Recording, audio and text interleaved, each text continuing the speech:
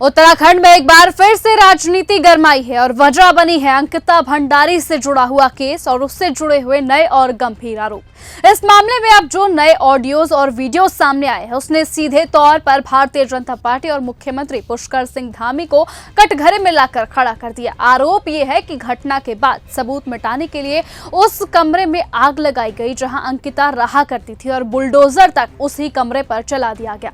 जब ज्वालापुर से बीजेपी के पूर्व विधायक सुरेश राठौर का नाम चर्चा में आया। दरअसल उत्तराखंड की राजनीति एक बार फिर से इसीलिए उबाल पर है क्योंकि अंकिता भंडारी, जिसे सरकार और सिस्टम ने न्याय मिल गया कहकर दफन करने की कोशिश की थी, अब नए वीडियो और ऑडियो के बाद सवालों के घेरे में है। ये वही मामला है जिसमें 19 साल की अंकिता, जो कि बीजेपी नेता के रिसोर्ट में रिसेप्शनिस्ट थी, उसकी लाश चीला नहर में मिली और उससे पहले उसके कमरे पर बुलडोजर चला दिया गया, सबूत मिटा दिए गए। इसलिए अब बीजेपी के पूर्व विधायक सुरेश राठौर की पत्नी उर्मिला सनावर राठौर सामने आकर दावा ये कर रही हैं कि अंकिता की हत्या एक वीवीआईपी को स्पेशल सर्विस देने से इनकार करने की वजह से हुई। अंकिता भंडारी को उसने प्रेशर किया कि तू दुश्मन को देगी, रात को इसके साथ सोगी, उसने मना कर दिया।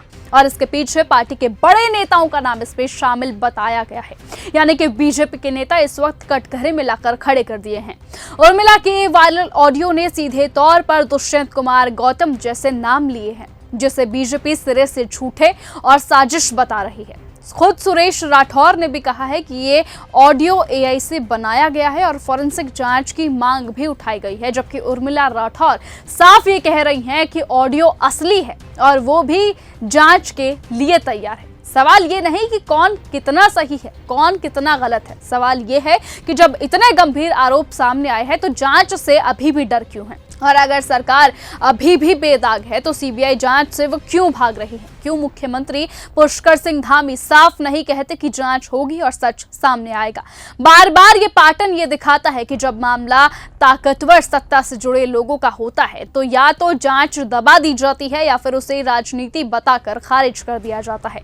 अंकिता कोई राजनीतिक चेहरा नहीं थी, वो एक गरीब परिवार की बेटी थी, पहली नौकरी पर गई थी, सपने लेकर गई थी और जब उसने अपनी इज्जत का सौदा करने से इनकार किया तो उसकी जान ले ली गई।